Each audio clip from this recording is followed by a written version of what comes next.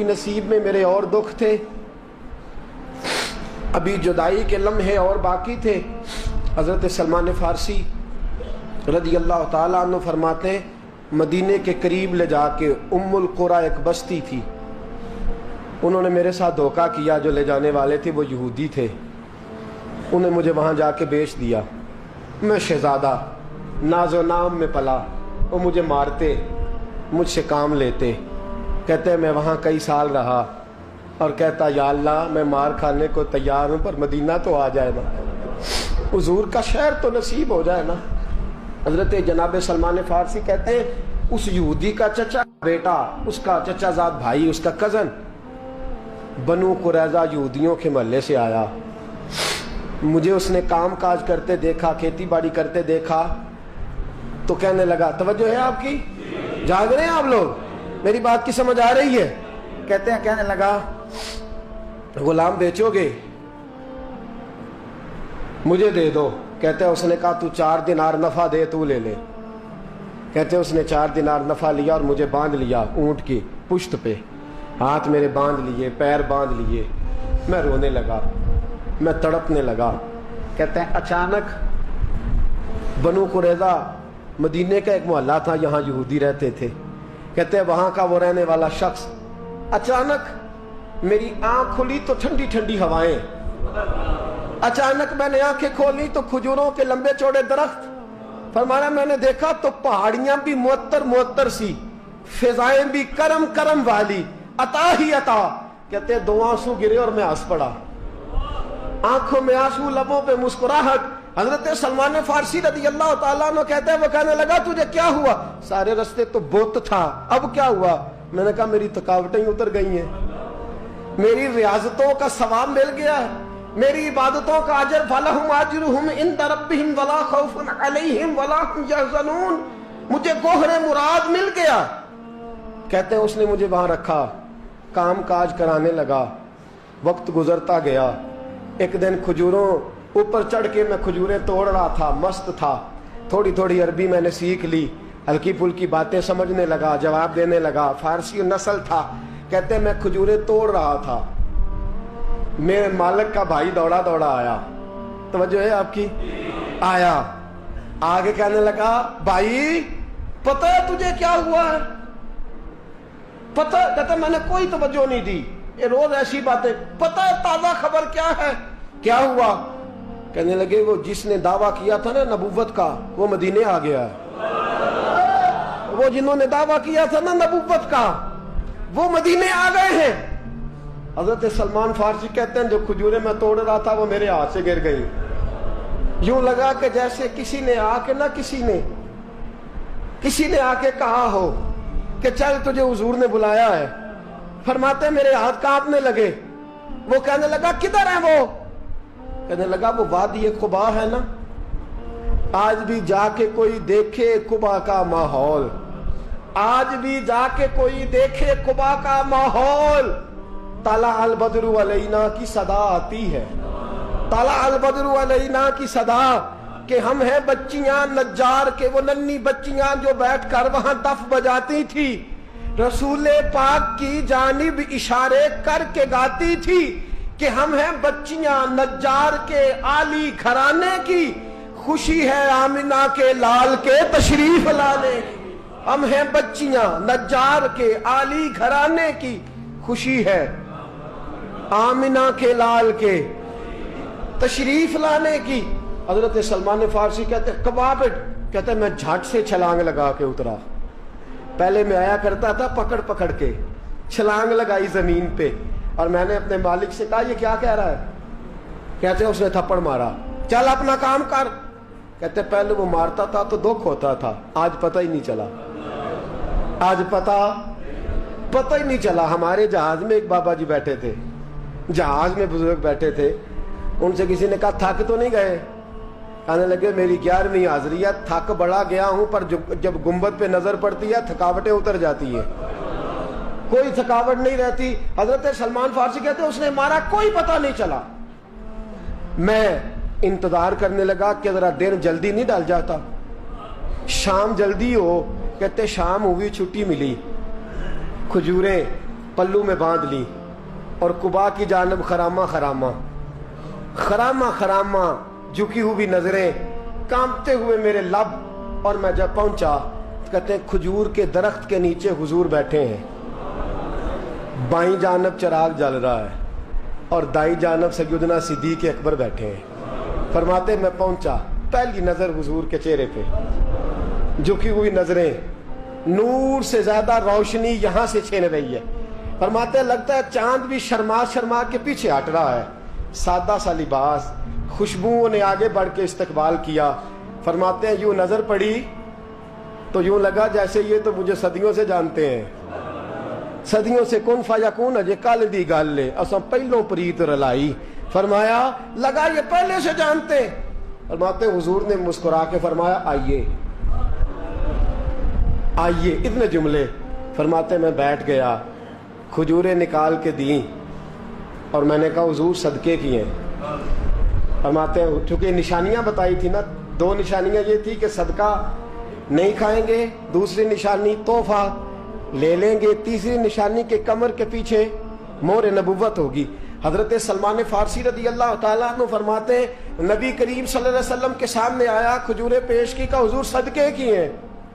حضور نے میری طرف دیکھا تو مسکرائے اور بڑا کھول کے مسکرائے۔ فرمایا ابو بکر لوگوں میں بانٹ دو۔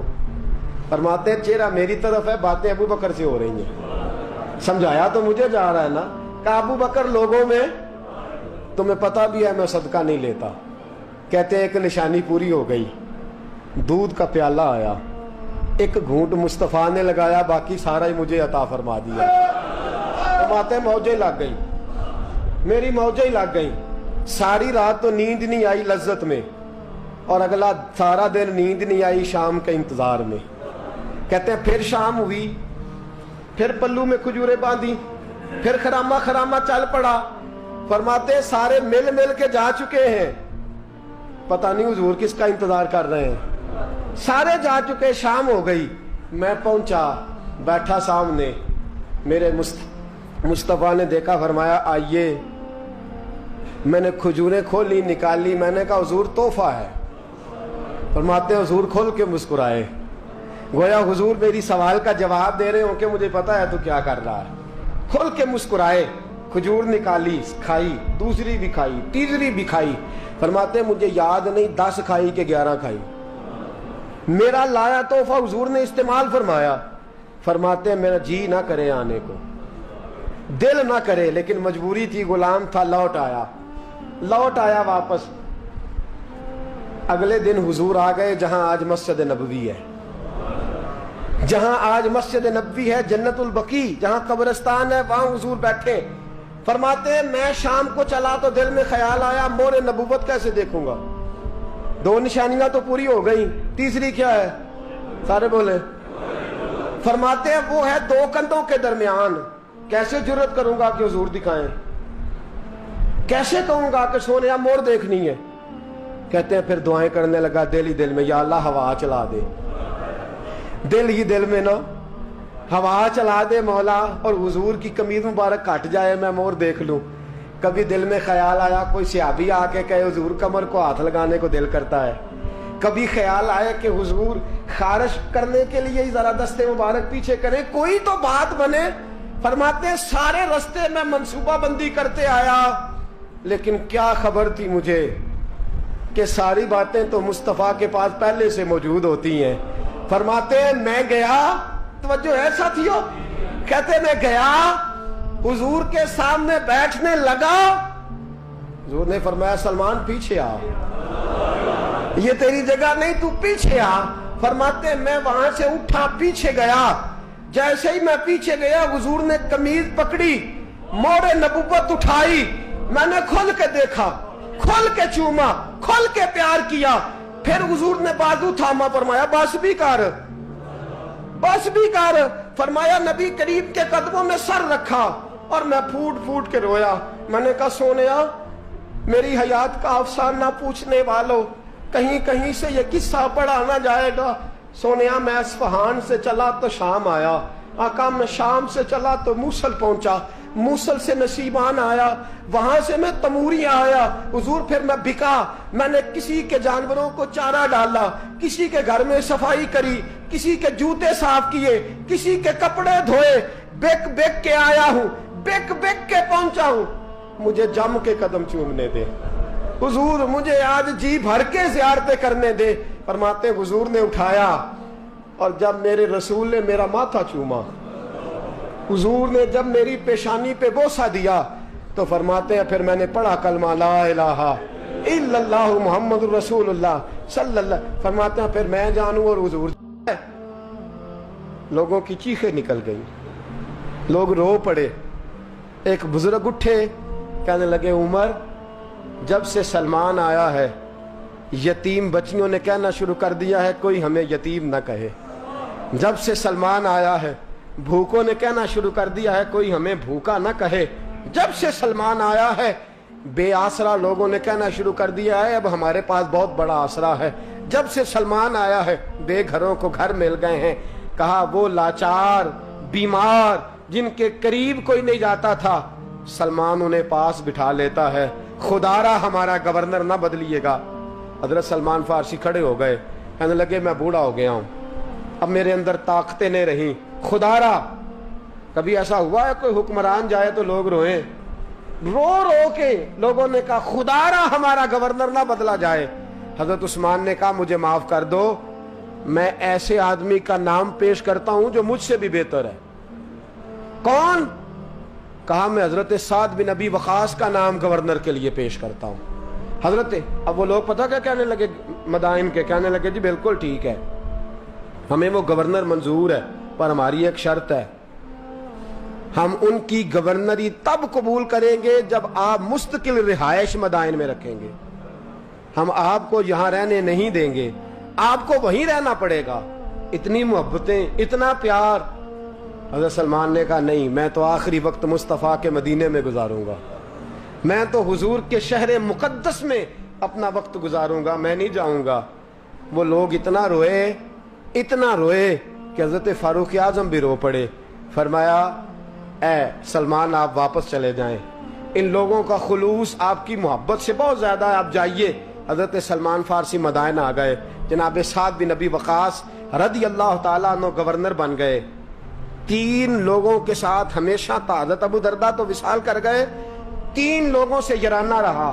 ایک حضرت عبداللہ بن سلام سے, ایک حضرت سعد بن ابی وقاص سے چونکہ وہ پاس تھے, اور تیسرا اکثر ٹائم نکال کے مدینے جاتے تھے. کس لیے آئے ہو؟ کہا ایک تو روضہ رسول کی زیارت کرنے آیا ہوں, اور دوسرا میں امام حسن سے ملنے آیا ہوں. ساری زندگی نبی پاک کے نواسوں کے پاس آتے, بات کوئی نہ کرتے, ذکر کوئی نہ کرتے. حضور کے شہزادوں کے پاس آتے, امام حسن سے ہاتھ ملاتے, امام حسن کا چہرہ دیکھتے رہتے, آنسو بہاتے رہتے. کتنی دیر کھڑے رہتے, امام حسن کی زیارت کرتے, واپس چلے جاتے. جب بوڑھے ہو گئے, زیادہ کمزوری آئی, تو حضرت سعد بن ابی وقاص کو پیغام دیا. کہا کسی طریقے مدینے پیغام بھیجیے اور امام حسن سے کہیے میں آپ کے نانا کا نوکر ہوں, طاقت نہیں رہی اب چل کے مدینے آ سکوں. عمر مجھے پابند کر گئے تھے کہ میں نے, حضرت عثمان کا دور آ گیا کہ میں نے اب مدائن میں ہی وقت گزارنا ہے, اگر ہو سکے تو آخری بار ایک بار مجھے آ کے مل تو جائیں. امام حسن آتے ہیں تو مجھے لگتا ہے جلوہ مصطفیٰ کی زیارت ہو گئی ہے. حضرت سعد بن ابی وقاص نے پیغام بھیجا, امام حسن وہاں سے چلے, مدائن آئے. جیسے ہی امام حسن دروازے سے داخل ہوئے, بوڑھے حضرت سلمان فارسی, بوڑھے, نکاحت اتنی ہے کہ اٹھا نہیں جاتا. امام حسن آئے تو حضرت سلمان فارسی نے رونا شروع کر دیا, تڑپنا شروع کر دیا. اٹھنا چاہا تو بستر پہ گر گئے. امام حسن قریب آئے, چارپائی پہ بیٹھے تو حضرت سیدنا سلمان فارسی رضی اللہ تعالیٰ عنہ کہنے لگے حضور میں بڑا پریشان ہوں, میرے لیے دعا کرے. امام حسن کہنے لگے میں جوان ہوں, آپ بوڑھے ہیں, دعا آپ کو کرنی چاہیے. کہا نہیں, آپ سے دعا اس لیے کر رہا ہوں کہ آپ کے نانا سے جو وعدے کیے تھے میں پورے نہیں کر سکا. آپ دعا کریں کہ میں حضور کی بارگاہ میں جاؤں تو مجھے شرمندگی نہ اٹھانی پڑے. حضرت سلمان فارسی رضی اللہ تعالیٰ عنہ سے امام حسن کہنے لگے وعدہ کیا کیا تھا، کیا نہیں پورا کر سکے؟ عرض کی حضور نبی کریم نے فرمایا تھا اتنا مال پاس رکھنا جتنا مسافر کے پاس ہوتا ہے۔ یہ حضور نے مجھ سے کہا تھا، میں وعدہ پورا نہیں کر سکا، دیکھیے میرے گھر میں کتنا مال ہے، کتنا سرمایہ ہے۔ امام حسن کہتے ہیں میں نے مال دیکھا تو ایک مٹکا پانی پینے کا، 2 پیالے پانی پینے کے، ایک مشکیزہ، ایک چٹائی وہ بھی ٹوٹی ہوئی۔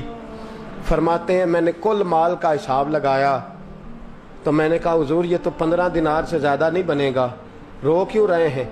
کہنے لگا امام حسن سے عجیب جملے ہیں، عجیب جملے ہیں۔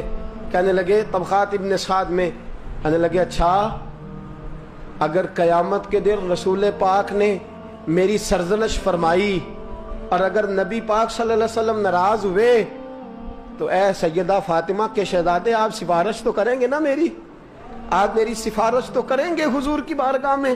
حضرت سعد بن نبی وقاص بھی آئے، رونا شروع ہو گئے، کہا ہاں مجھے امید ہے کہ آپ کی سرزنش نہیں ہوگی، آپ کو بغیر حساب کتاب جنت ملے گی۔ حضرت سلمان فارسی رضی اللہ تعالیٰ عنہ نے وصیت فرمائی، توجہ ہے آپ کی؟ لوگ کہتے ہیں تم نے آج یہ عشق کے ترانے ڈھونڈ لیے ہیں، پتہ نہیں کہاں سے لے آئے ہو۔ وصیت فرمائی امام حسن کو، کہنے لگے حضور میں پرانا نوکر ہوں، پرانا نوکر ہوں اور میں نے اپنی نوکری کرنے کی کوشش کی ہے، اب میں بچوں گا نہیں، اگر میں مر جاؤں تو میری خواہش ہے کہ سیدہ فاطمہ کا بیٹا میرا جنازہ پڑھائے، آج نہیں، یہ آج نہیں، بعد مرندے مکھڑا میرا ہو جاوے جے تازہ، سمجھ لینا محبوب میرے نے آن پڑھیا جنازہ۔ امام حسن نے جنازہ پڑھایا اور حضرت سعد بن نبی وقاص رضی اللہ تعالیٰ عنہ ان کے قریب گئے، کہنے لگے جاتے جاتے کوئی نصیحت ہی کر جائے، تو فرمایا 3 چیزوں کا خیال رکھنا، ایک روایت میں 4 ہیں، 3 کا خیال رکھنا، یا تو جہاد کے رستے میں انتقال کر جانا، یا جہاد کے رستے میں انتقال کر جانا، یا حج اور عمرے کے رستے میں مر جانا، یہ نہ ہو سکے تو قرآن سیکھتے سکھاتے دنیا سے رخصت ہو جانا۔ فرمایا یا جہاد کے رستے میں جانا، حضرت سلمان فارسی وصیت کر رہے ہیں، یہ وصیت یاد رکھیے گا، یا جہاد کے رستے میں انتقال کرنا، یا حج اور عمرے کے رستے میں، یہ نہ ہو سکے تو قرآن سیکھتے سکھاتے جانا، امید ہے اللہ بے حساب و کتاب جنت عطا فرما دے گا۔ یہ وصیت فرمائی۔ جناب سلمان فارسی رضی اللہ تعالیٰ عنہ وصال کر گئے، عجیب سناٹا ہے، مدینے سے نور کی جماعت آ رہی ہے جنازہ پڑھنے، نور کی جماعت آ رہی ہے، نور کی۔ حضرت عثمان غنی خود چل کے جنازے میں شریک ہوئے، اور صحابہ کہتے ہیں سفید داڑھی حضرت عثمان کی۔ امام حسن کے پیچھے نماز جنازہ پڑھا اور پڑھ کے پھر ان کی میت کے قریب حضرت عثمان غنی گئے۔ پہلے تو صبر کا پہاڑ تھے، اور جب قریب گئے اور جا کر کے ماتھا چوما، اور پھر جب سیدنا عثمان غنی اٹھے تو مقدس داڑھی سے آنسو گرنے لگے، کہنے لگے سلمان میں نے اپنی آنکھوں سے مصطفیٰ کو تیرا ماتھا چومتے دیکھا ہے، سلمان میں نے اپنی آنکھوں سے حضور کو تجھ سے پیار کرتے دیکھا ہے۔ فرمایا لوگو آج سلمان رخصت نہیں ہوا، ہم سے علم رخصت ہوا ہے، حکمت رخصت ہوئی ہے، حضور کا محبوب رخصت ہوا ہے۔ حضرت سلمان فارسی رضی اللہ تعالیٰ عنہ کا وصال کے بعد ایک دن وصال سے پہلے حضرت عبداللہ ابن سلام سے کہنے لگے جو ہم 2 دوستوں میں سے پہلے جائے گا واپس آ کے حال بتائے گا۔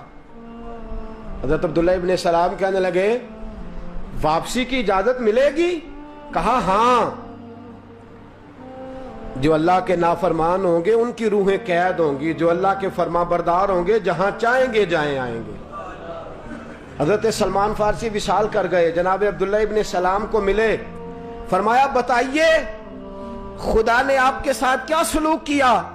تو حضرت سلمان فارسی کہنے لگے رب نے فرمایا فرشتو سلمان سے حساب نہ پوچھ لینا، فرشتوں سلمان سے حساب نہ پوچھ لینا، اس لیے کہ سلمان فارسی رضی اللہ تعالیٰ عنہ کا عالم یہ ہے کہ ان کے دل نے ہمیشہ میری ذات پہ بھروسہ کیا، ہمیشہ میرے اوپر بھروسہ کر کے رکھا ہے، لہٰذا مجھ سے کوئی حساب نہیں لیا گیا، اور بغیر حساب کتاب میری بخشش کر دی گئی.